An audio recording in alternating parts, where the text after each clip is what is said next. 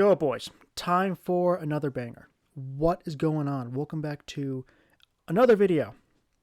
This week, we'll be going over investing for beginners. As I'm sure many of you know, saving money is no longer an effective way of building wealth. This is a conversation for another video, but the government keeps printing more money, keeps facing a currency which is backed by nothing but promises. So many reasons behind it, so much to talk about, but that's not the point of this video. Today we're going to go over the right way to build wealth through assets, through investing.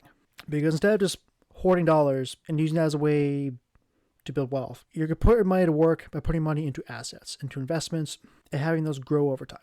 Actually, I might be getting ahead of myself. Again, so run it back. So the point of investing, you're putting your money to work. Because the truth is, you'll never be wealthy. You'll never achieve financial freedom if you need to actively work each and every day to make money. And how you make money from investing is through compound interest, whether it's through market returns, through dividends, through yields. This is money you earn by using money that you have as a tool to make more of it. And obviously the main goal of all this is to achieve financial freedom. Some people might think investing is fun. They might do it for the love of the game. They might enjoy the highs and the lows and just watching people freak out for no reason and see everything dump.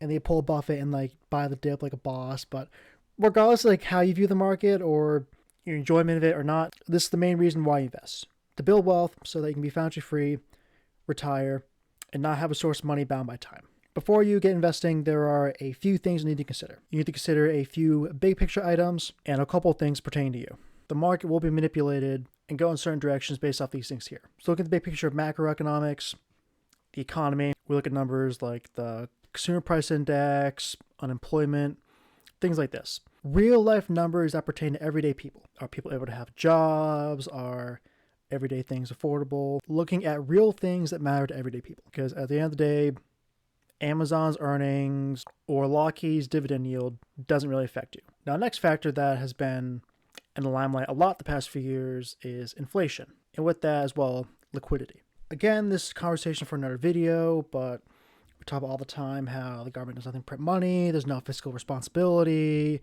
the dollar's kind of worthless year over year, stuff like that. So when the government prints money, it makes it easier to borrow money, take on debt. This causes money to enter the markets, enter the economy, and stimulate growth, in theory. So when there's more money to go around, companies can take on more people, they can invest more business assets, and they can increase overall productivity, which in turn makes more profitable, which makes their stock go up.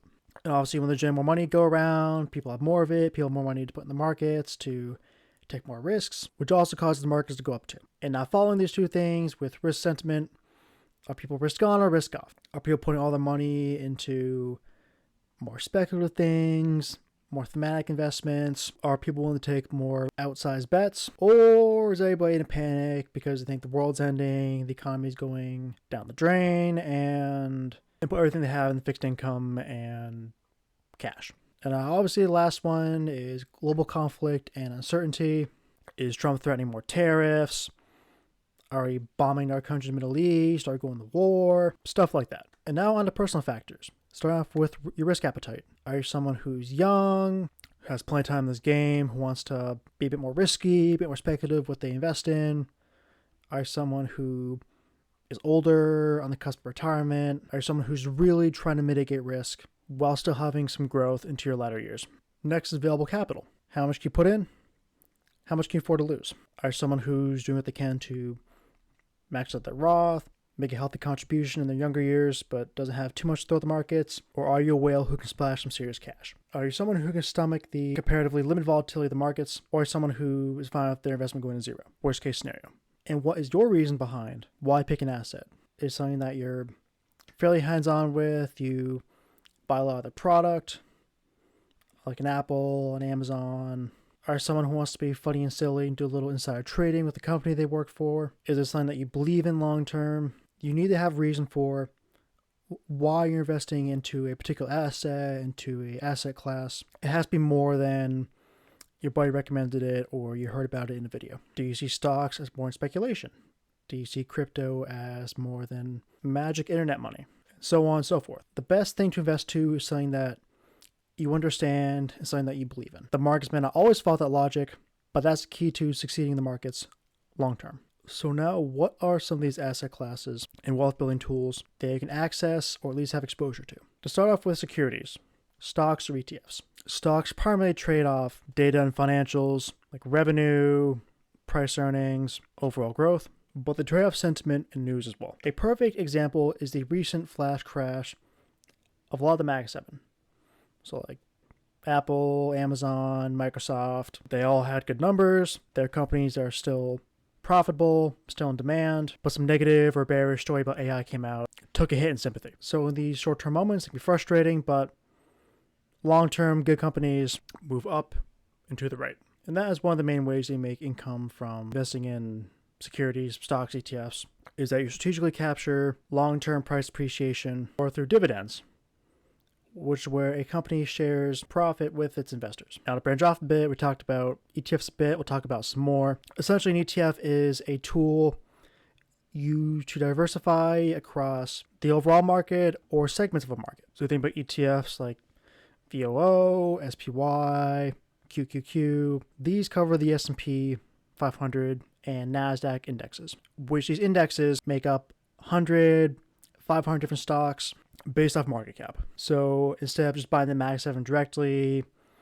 buying Apple, Amazon, Nvidia, Microsoft, Google, all these, you're buying funds that have these plus 90 to 490 something other companies that expose you to the upside appreciation of these stocks, but also limits any drastic volatility that can also come from them too. If on a single stock, whatever happens that day, that's the direction that your portfolio goes in. But if you're on an ETF, let's say Apple and Amazon tank, Microsoft stays flat, but Nvidia and Google moonshot for some reason, then you're going to have limited upside, but you're also going to mute out a lot of the volatility as well.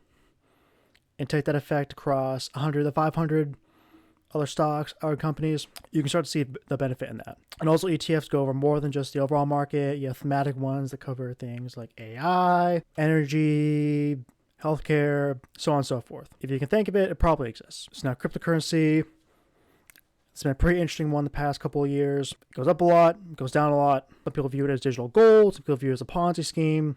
Whatever it might be, I can guarantee the vast majority of people do not actually understand what cryptocurrency is. So here's a fairly simplified explanation that honestly does not do it justice, and you should do your research before investing into it. So cryptocurrencies are currencies that come in the form of digital coins or tokens. And technically the only coin is Bitcoin, while everything else is a token. So obviously Bitcoin's a coin, then Ethereum, Solana, XRP, XLM, everything else technically classified as a token. And so these coins and tokens are hosted on a blockchain, which essentially what that is a decentralized network made up of blocks or nodes that independent parties or miners have to verify. It's also different from traditional currency where the only node is the Federal Reserve. And so the purpose of cryptocurrency initially was to create a decentralized tool of exchange, something that governments, banks, or institutions could not control. Unfortunately, now there's a lot of institutional adoption from governments and asset managers and even treasury companies like MicroStrategy do kind of dampen the initial spirit of cryptocurrencies. However, though, the vast majority of crypto is still decentralized, held by everyday people or more wealthy individuals like you or I. As you see about crypto all the time, goes up, goes down. It is still very risky. It's still very speculative. Each crypto has its own purpose, has its own utility, and has its own set of bullish and bearish factors behind it. Me personally, I do own cryptocurrency. I do recommend that if someone does the research, really understands the technology, the purpose, the utility behind cryptocurrency, understand that it's volatile, and that it should be a small percentage of the portfolio, then crypto can definitely have its place in yours. So now, an interesting one that has made a lot of headlines recently are commodities, in particular precious metals. So essentially what a commodity is a necessity for everyday life or industry. So we think about things we need every day to live. Gas in our cars, food in our fridges, and energy to power us day to day. If you need to live, if you can think of it, it is probably a tradable commodity. It comes in the form of oil, natural gas, corn, wheat, soybeans, even pigs. Again, if you can think of it, more than likely a tradable commodity. So how you access these commodities, the vast majority of time is through futures contracts. So obviously you're not buying massive drums of oil. You're not buying tons of corn, wheat, and pigs and whatnot. You are trading contracts that state that you will pay X amount of money on X date for that contract. Depending on how the markets play out, you agree to, let's say if the contract says you'll buy 100 barrels of oil for $55 per barrel. When the day comes, you have to buy it. So if the price of oil goes from 55 to 65 per barrel, you're making close to a 20% return off the contract. But when the price of oil goes down to 45 per barrel, then you're down a similar amount too. And unlike options, you can't walk out of it. You have to buy it. So now to keep in the same realm, but also kind of branch off a little bit, let's talk about precious metals. So again, as you know, you've seen the news, you've seen gold, silver, platinum, all have this crazy price action the past few years. Whether that's through global and economic uncertainty, as gold and silver are used as hedges against uncertainty and inflation, which we have experienced a lot the past couple of years, to industrial demand from batteries, solar panels, chips, electrical components. Gold and silver are found in all those.